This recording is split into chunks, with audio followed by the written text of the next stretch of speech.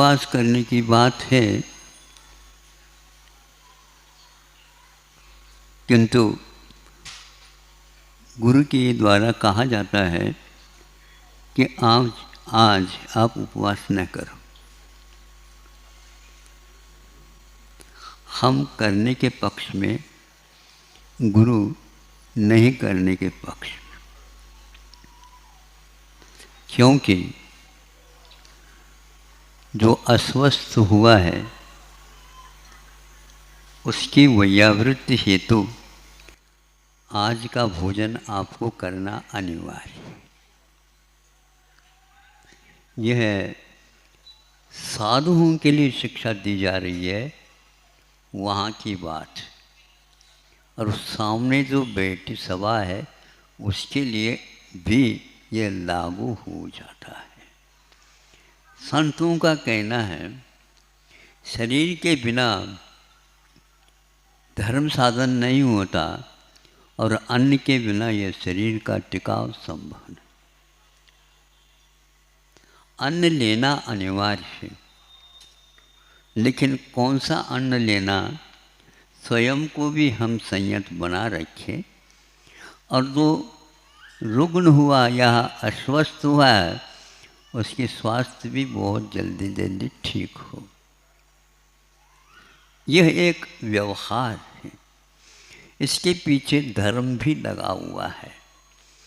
और धर्म का अर्थ मैं मेरे लिए ही करूं ऐसा कहीं भी लिखा नहीं गया। जिसके लिए जो आवश्यक है उसके लिए धर्म प्रदान करना यह अनिवार्य है, उसको सिखाना अनिवार्य है।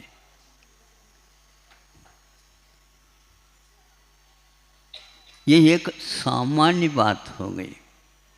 विशेष बात क्या है? विशेष कि हम जो भोजन कर रहे हैं और भोजन दूसरे को दे रहे हैं वो कैसा है, इसका भी निरीक्षण परीक्षण होना अनिवार्य है। आज सुनने में आता है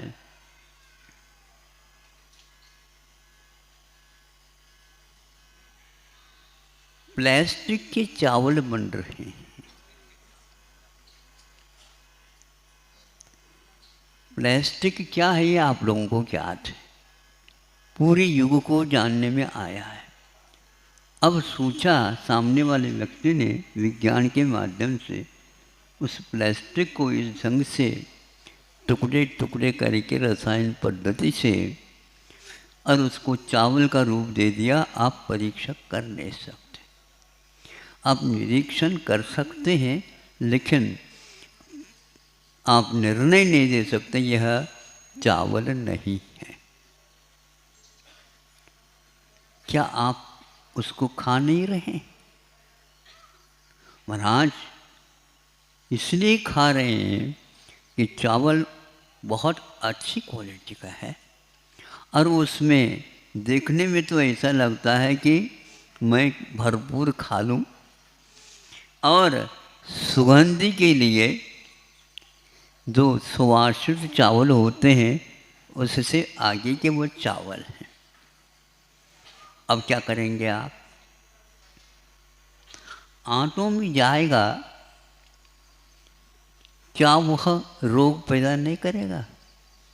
इसीलिए जो यहाँ पर अभी कहा गया स्वस्थस्य स्वास्थ्यम रक्षेत, स्वस्थ होता है उसके स्वास्थ्य को भी ज्यों का त्यों बनाए रखना ये आवश्यक है। इसलिए एक व्यक्ति का ये काम नहीं है, एक व्यक्ति से लेकर के प्रधानमंत्री और राष्ट्रपति तक ये कर्तव्य की कोटि में आ जाता है।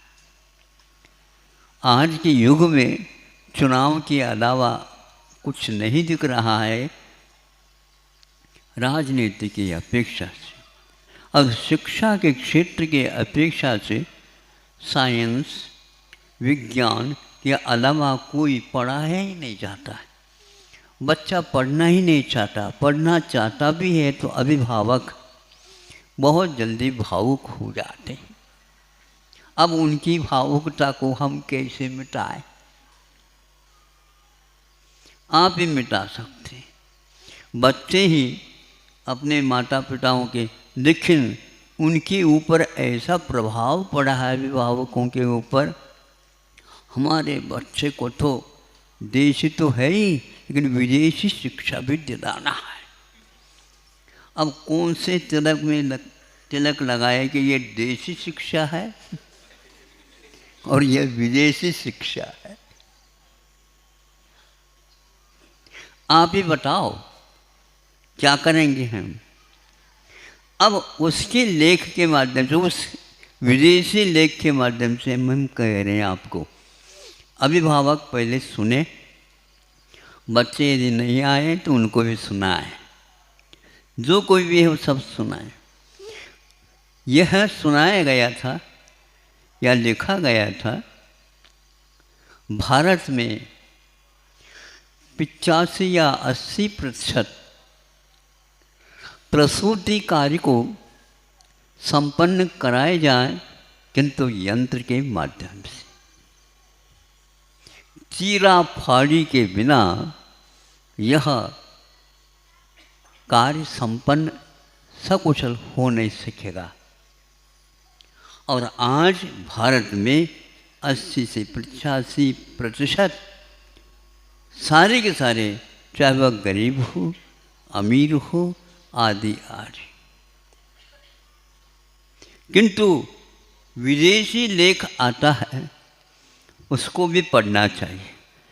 मतलब की बात तो पढ़ो, और तो मतलब की बात नहीं, हमारे लिए रुचि नहीं है उसमें, तो उसको उपेक्षित करो, यह गलत बात है। ज्ञान की ही अवहेलना करना हो गया। विदेशों में जो प्रसूति का कार्य संपन्न होता है वह 15% मात्र आज हो रहा है। सुन रहे हो? तो इन ऑपरेशन के माध्यम से, शल्य चिकित्सा के माध्यम से यदि कोई कार्य होता है तो एक प्रकार से उसके दायित्व बहुत बढ़ जाते हैं। उसकी रक्षा के लिए, आगे के लिए वह किसी भी प्रकार से अब गर्भवती कार्य नहीं कर सकती है। यह कहा जाता है जीवन के लिए एक प्रकार से चुनौती दी जा रही है। घर में बैठ करके भी वह अच्छे अच्छे कार्य करना चाहें तो नहीं कर सकते। आयुर्वेद ही एक ऐसा साधन है इतिहास में, और आज तक वो जीवित है। उसमें कहीं भी इस प्रकार के कार्य के लिए अनिवार्यता नहीं रखी है, किंतु उससे पूर्व में सुखद शिशु का प्रसूति हो, इसके लिए उसको पहले से ही इस प्रकार का अन्न, पान, तेल आदि आदि वस्तुओं का प्रयोग करके उस शिशु का पालन पोषण, स्वस्थस्य स्वास्थ्यम रक्षेत्, 3-4 महीने तक लगातार उसके लिए सेवा के माध्यम से उसमें ऐसे मंत्रों के आरोप किए जाते हैं जिसके माध्यम से शिशु गर्भस्थ होकर के भी सुख और शांति का अनुभव करता है और प्रसूति हो जाती। गरीब हो या अमीर हो, अमीर अपने ढंग से अपना आहार तैयार करता है, उसकी अब लिस्ट यहाँ पर लिखनी पड़ेंगे, तब कहीं आप लोगों को याद होगा अथवा समझ में बात आ सकती। ऐसे ही पहले करते थे और प्रतिशत सारे के सारे व्यवस्थित उस गर्भस्थ शिशु को यहाँ पर आकर के रखते थे। क्या यह अपराध नहीं हो रहा है? और इसके पीछे लक्ष्य क्या है? शल्य के अनिवार्यता का केवल पैसा पैसा पैसा, जैसा तैसा, कैसा आए, कैसे आए, पैसे से बिक गए आप लोग। इसलिए हमारा कहना, आयुर्वेद ग्रंथ को आप खोलिए, और जिसके पास ये विद्या विद्यमान है उसको आप दीजिए। आपके लिए गृहस्थाश्रम को चलाने के लिए अर्थ तो चाहिए, लेकिन परमार्थ से ये कार्य संपादित होगा, अर्थ ऊपर से बरसेगा। पहले से ही खड़े हैं दान दातार। इस प्रकार का कोई भी मेरे धन का उपयोग हो, हम उसका उपयोग करना चाहेंगे। इसलिए धर्म का धर्म, कर्म का कर्म, और क्या चाहते हो आप, आज तक वह धर्म और कर्म ग्रंथों में बांध दूर करके रखें। ऊपर से तिलक लगाते हैं, हल्दी का, कुमकुम का और गुलाल का इत्यादि का, किंतु कोई भी व्यक्ति उसको खोल करके पढ़ता नहीं। 50 वर्ष पूर्व में कल्याण कारक का संपादन दोबारा हुआ तो उसमें एक ब्राह्मणों में प्राय करके आयुर्वेद के प्रति आस्था बहुत अटूट रहती।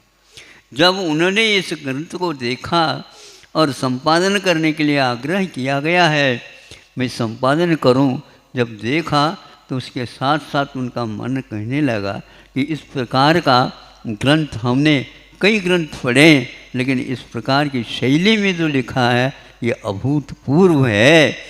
ऐसा परिश्रम आज के इस युग में भी हो रहा है। तो ज्ञानी ही समझ सकता है कि ज्ञान का क्या महत्व होता है। तो आज यह अवसर आ गया है, कोरोना की कृपा से बहुत सारे लोग जागृत हो गए। सारे के सारे अपने अपने प्रयोगशाला में दवाइयों का निर्माण करके उसका प्रतिकार करना चाहा। बनाए थे ये लोग, अमेरिका ने बनाया, चीन ने बनाया, रूस ने बनाया, जर्मन ने बनाया, जापान ने बनाया, सब ने बनाया, किंतु एक दूसरे की दवाइयों के ऊपर किसी का विश्वास नहीं है। तो उसके बारे में हम कैसे कहें, जब विश्वास ही नहीं है तो क्या कहें। तो भारत ने कहा हम आप जैसे नहीं बनाएंगे, किंतु हम काढ़ा के माध्यम से ही आप लोगों को ठीक कर देंगे। सुनते हैं पूर्णायु के कार्यकर्ता सारे कमेटी भी तक 12 बजे तक वो तैयार करते हैं, दवाएं उसमें रख करके पैक करके, और वो भेजते रहते थे। यह कार्यक्रम चलता रहा। भले ही खरीदते हैं दूसरे कोई पेठी के अनुसार चलने वाली दवाई, लेकिन सामने काढ़े की वह पैकेट रखे रहते थे और हम यही सेवन कर रहे हैं। ऐसे प्रशासन वालों ने भी कहा और शासन वालों ने भी कहा, और मेडिकल कॉलेज में रहने वाले जो डॉक्टर्स हैं उनका भी यही कहना था कि हमारा काढ़े के ऊपर विश्वास जम गया है।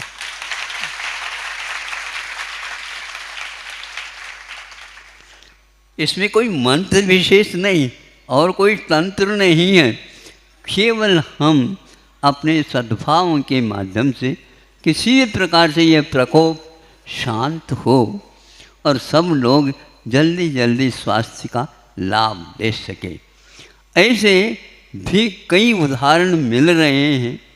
मैं ये कहना चाहता हूँ आप लोग इस ओर दृष्टिपात अवश्य करें, क्योंकि जब तक हम उस साहित्य की ओर अवलोकन नहीं करेंगे तब तक वर्तमान में जो भयंकर रोग हो रहे हैं उनके इलाज के लिए एक दिन हाथ ऊपर करने की अपेक्षा सर्वप्रथम हम अपने चश्मा को उतार करके उन ग्रंथों का अवलोकन करने का प्रयास करें। इसमें कभी धोखाधड़ी नहीं होगी। शल्य चिकित्सा चूँकि आयुर्वेद में विधेय नहीं माना है, उसको कहीं लिखा नहीं गया, ऐसा नहीं, शल्य चिकित्सा है। शल्य चिकित्सा का तो चीरा पाढ़ी है, नहीं है, एकांत नहीं है ये, किंतु उस गांठ को, उस विकृति को गलाना है, जलाना है, तो ये किसके द्वारा भी, किसी के द्वारा भी किया जा सकता। वो चीरा फाड़ी से ही वो ठीक हो सकता, ऐसा कहीं भी नहीं निकाला। एक क्षारकम जो कर्म होता है आयुर्वेद में, उसके माध्यम से, उसके सेवन करने से वो गांठ पिघल करके कहाँ चला जाता पता नहीं। आप लोगों को अभी विश्वास इसलिए नहीं होता क्योंकि आप जिससे परिचित हुए हैं उसके प्रति आपका बहुत बड़ा गाढ़ विश्वास है। विश्वास को मैं समाप्त करना नहीं चाहता, लेकिन दूसरे की ओर देखो तो सही, कम से कम वह गायब कैसे हो रहा है।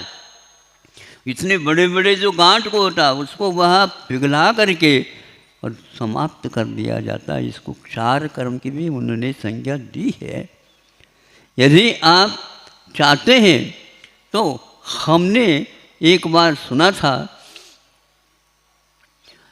अमृत धारा है जिसमें 3 वस्तु मिलती हैं, पेपरमेंट, कपूर, अजवाइन का फूल, ये 3 हैं और सस्ते भी हैं और सब जगह ये उपलब्ध भी होते हैं। और उसके प्रयोग करने से तात्कालिक 1 सेकंड, 1 मिनट भी नहीं लगता, घाव में से गिर गया और उसमें से खून बह रहा है, उस बहते खून को वह बंद कर सकता है 1 मिनट के भीतर। ये अमृत धारा है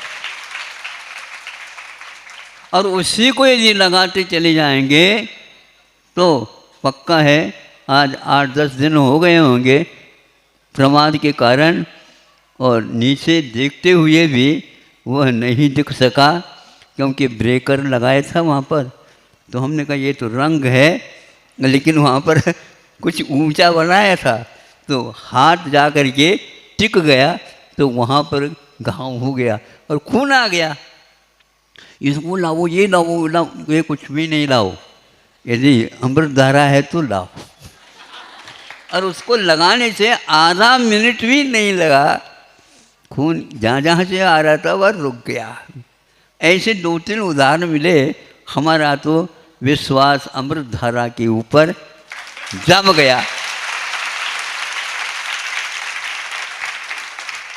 भगवान से प्रार्थना करता हूँ आप लोगों का भी विश्वास इसी प्रकार जम जाए। हम जबरदस्ती नहीं कर रहे हैं, लेकिन जो जबरदस्त लिखी गई है उसके बारे में सोचना तो आवश्यक है। हम सोचें, अफसोस की बात नहीं है, सोचिए आप, किंतु हम इन बातों को कभी गौर से देखना नहीं चाहते। आंखें न मूंदो, सुनने में आ रहा है आप लोगों को? थोड़े से आवाज़ बढ़ाऊं क्या घटाऊं? आंखें न मूंदो, नहीं आंखें दिखाओ। अर्थ तो खुल रहा है क्या नहीं? दूसरे को तेजी से देखना बंद कर दो, उसका कोई प्रभाव पड़ने वाला नहीं है। बच्चा भी देखता है और माँ की आंखों को देख करके ठीक है, शांत, 5 मिनट की बात है, अपने आप ठीक हो जाएगी। ऐसा ही होता। तो आंखें न मूंदो, सत्य के बारे में जब सोचना होता है तो उस समय आप आंखें बंद करते हैं। तो मैं सोचता हूँ आंखें बंद करके ये सोच रहे हैं, नहीं पश्चाताप कर रहे हैं, हम इसके बारे में कुछ भी नहीं जानते। तो इसलिए कहा जा रहा है आंखें न मूंदो, न ही आंखें दिखाओ। फिर क्या करो? सच क्या है देखो, परीक्षण करो। विश्व में हाहाकार हो रहा है एक रोग के पीछे, अभी भी वह दवाइयाँ बन रही हैं। दवाई नहीं बन रही महाराज, केवल इकट्ठा हो रहा है, इकट्ठा हो रहा है। तो इतने परिश्रम क्यों कर रहे हो? नोट इकट्ठा करो और यह 2000 का नोट गायब हो जाएगा तो अपने आप ही आप दोगे, ये पक्का है। ये मालूम है कि भारतीय परंपरा में प्राय करके गाड़ करके रखते हैं। नोट को गाड़ करके मत रखा करो। वह चांदी की मुद्रा पंचम चार जिसको बोलते हैं आप लोग, यूं करके ऊपर फेंक दे देते हैं तो दुकानदार क्या सुनते हैं, उसकी झनन आवाज़ सुनते हैं तो ये ठीक है, और इसमें से कुछ आवाज़ नहीं निकला ये खोटा है। आयुर्वेद खोटा नहीं है, आपके निगाह में जो खोट है उसको दूर करने की क्षमता रखता है। दवाई के मूल्य के बारे में मत पूछो, बहुत कम दाम में वो औषध आपके लिए उपलब्ध होता है। निःशुल्क बांटने का परंपरा या रिवाज था, आज भी विद्यमान है, क्योंकि उन दवाओं के माध्यम से चेतन को दिशा मिलने वाली है, केवल शरीर को नहीं चेतन को मिलने वाली है। ऐसे दवाइयों के माध्यम से हम सामने वाले के जो बिल्कुल असाध्य भी रोग हो उनको भी हम अवश्य ठीक कर सकते हैं। ऐसे ग्रंथों में कई बातें लिखी गई हैं, आप लोगों को फुर्सत हो तो अवश्य इसका अध्ययन करें, नहीं है तो अपने बच्चों के ऊपर कृपा करके ऐसे संस्कार डालो, बेटा मैंने नहीं किया लेकिन तुम कर डालो। तो ऐसे बच्चे बच्चियाँ आ रही हैं, महाराज अभी आपने बच्चे की तो बात ही नहीं कही। तो कह रहे हैं पहले जो बाहर भेजे जाते हैं उनको पहले हम रक्षा करते हैं, तुमको तो यहीं के यहीं रहना है। अब उसके बारे में भी सोच रहे हैं कि उधर एक छात्रों का महाविद्यालय और एक तरफ छात्राओं का महाविद्यालय।